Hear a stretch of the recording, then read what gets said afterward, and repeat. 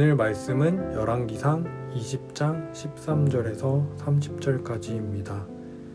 한 선지자가 이스라엘의 아합 왕에게 나아가서 이르되 여호와의 말씀이 내가 이 큰 무리를 보느냐 내가 오늘 그들을 내 손에 넘기리니 너는 내가 여호와인 줄을 알리라 하셨나이다.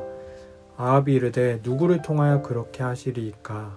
대답하되 여호와의 말씀이 각 지방 고관의 청년들로 하리라 하셨나이다.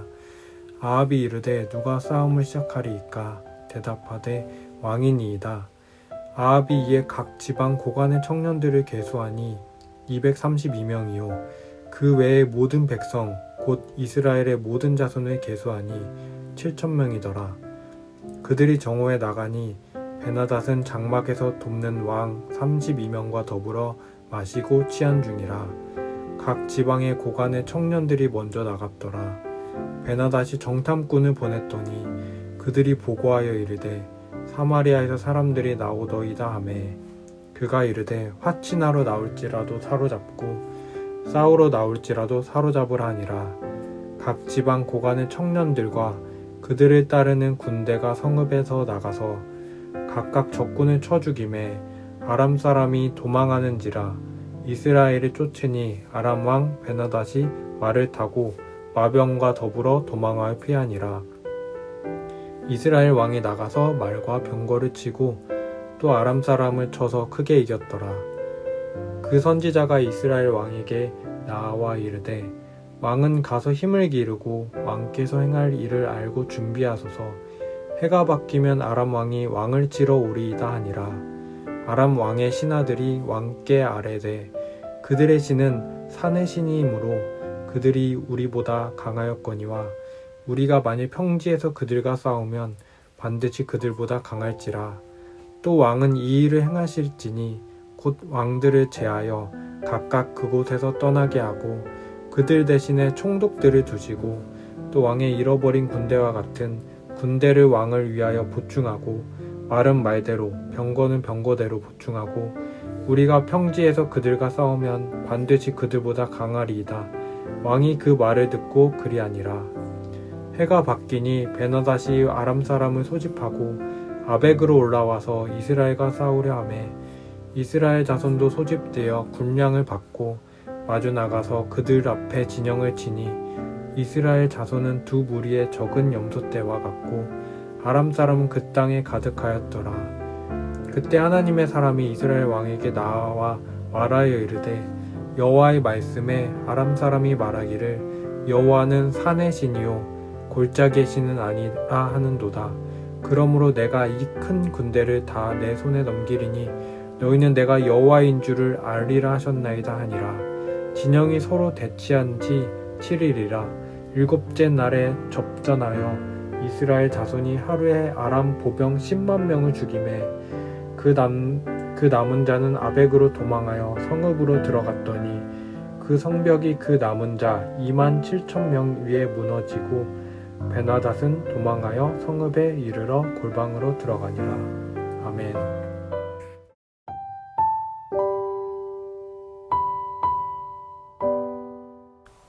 우리는 권성징악에 익숙합니다. 우리나라 전통적인 소설들은 대부분 권성징악의 구조를 가지고 있죠. 악한 이들은 잠깐 잘 되는 것 같지만 결국은 망합니다. 선한 이들이 잘 되는 해피엔딩으로 끝납니다.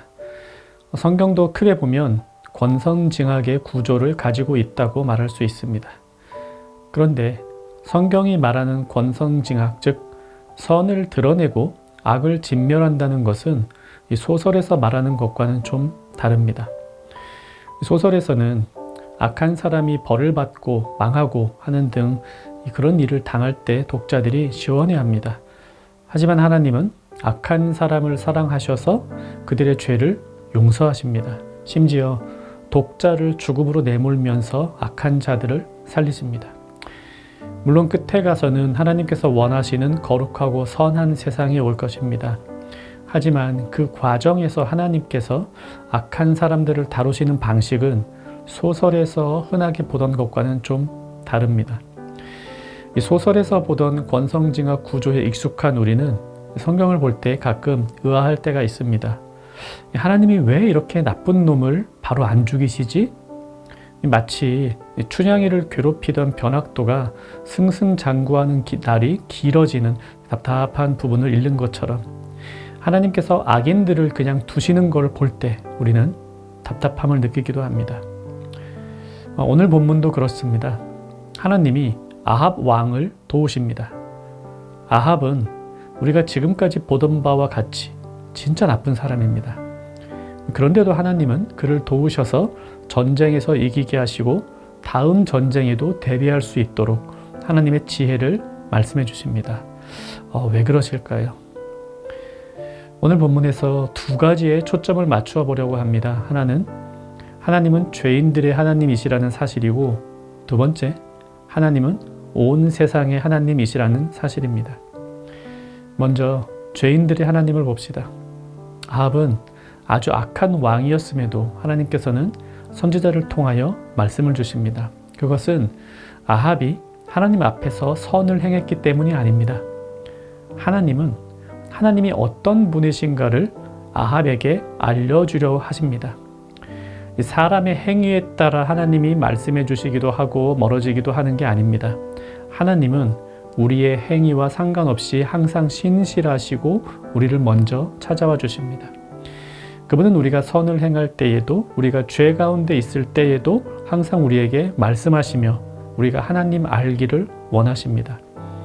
말하자면 하나님은 선한 일을 하면 찾아와서 복 주시고 악한 일 하면 벌 주시는 그런 소설에 나오는 권선징악의 하나님이 아니시라는 것입니다. 만약 하나님이 그런 분이셨더라면 우리 중 누구도 하나님을 알 수 없었을 것입니다. 모든 사람은 죄를 범하였고 하나님의 거룩함으로 나아가고자 하는 마음도 가질 수가 없습니다. 그러니 하나님이 선한 사람들만의 하나님이셨다면 우리로서는 큰일이었죠. 그러나 하나님은 죄인들의 하나님이시기도 합니다. 우리가 아무 선한 일을 할 수 없을 때 우리를 먼저 찾아와서 우리에게 하나님 믿는 선을 알려주시고 선한 삶을 살도록 인도해 주십니다. 본문에서 아합을 도우시고 아합에게 승리를 주시는 하나님을 이상하게 여길 필요 없습니다.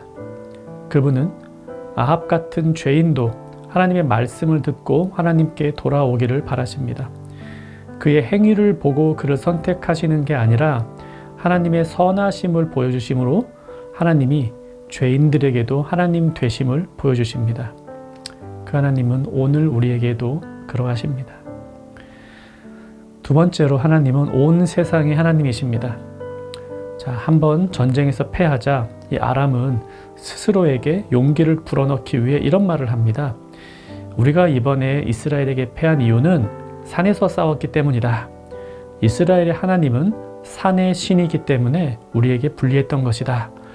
그러면서 그들은 생각하기를 내년에 다시 와서 평지에서 싸우면 반드시 이길 것이다. 어리석습니다. 하나님은 산과 들 모두를 창조하신 분입니다. 하나님이 통치하지 않는 곳은 없습니다. 하나님이 강하지 않은 곳은 없습니다. 하나님은 온 세상의 하나님이십니다. 우리 개혁주의 신앙은 이것을 영역주권이라는 이름으로 간직해 왔습니다. 하나님은 교회만 통치하시는 게 아닙니다. 하나님은 신자만 다스리시는 게 아닙니다. 하나님은 경제, 사회, 문화, 과학, 교육, 의료, 기술, 인터넷, 스포츠 어디에서나 강하시며 그 모든 영역을 통치하십니다. 그래서 하나님 나라 백성들은 우리가 일하는 모든 곳에 하나님의 통치가 잘 드러나도록 힘써 일해야 합니다. 교회 안에서는 하나님의 일을 하고 직장에서는 내 돈 버는 일을 하는 게 아닙니다.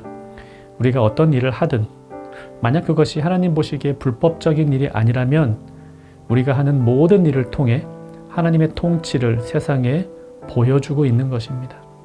하나님은 온 세상의 하나님이십니다. 말씀 생각하며 기도합시다. 내가 선한 일을 할 때에도 악한 일을 하고 있을 때에도 하나님은 나의 하나님 되심을 잊지 않게 하옵소서. 또 교회, 직장, 학교, 가정 어느 곳에서도 하나님의 정의로운 통치를 바라고 경험하게 하옵소서. 오늘 하루 나의 하나님, 온 세상의 하나님과 함께하는 정형가족 되기를 바랍니다.